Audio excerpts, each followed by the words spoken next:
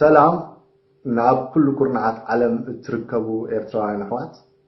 دجن كاب حجر فرنسا قوامنا سرت فتحن هلاوينا نيو كنتبرو دماينا ዓንቀጽ 58 ኮምሽን ምርጫ ሓደ በመሰረት ሕግ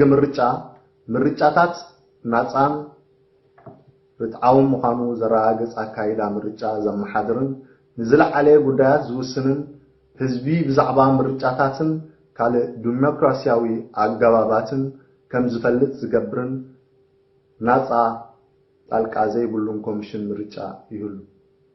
ክልተ ኮሚሽነር ምርጫ ብምጽዳቅ ሃገራዊ ባይቶ ብፕሬዝዳንት ይሽየም ዕድሜ አገልግሎቱ ብሕጊ ይውሰን ሰለስተ ዝርዝር ስልጣን አወዳድባ ሕማማት ኮሚሽን ምርጫ ብሕጊ ይውሰን ኣብ ኤርትራና ዘይቋማዊ ስርዓት ስለዘየድልየና እቲ ዘሎ ስርዓት ተዓልዩ ህዝባውን ቋማውን መንግስቲ ንተክል ይግባአና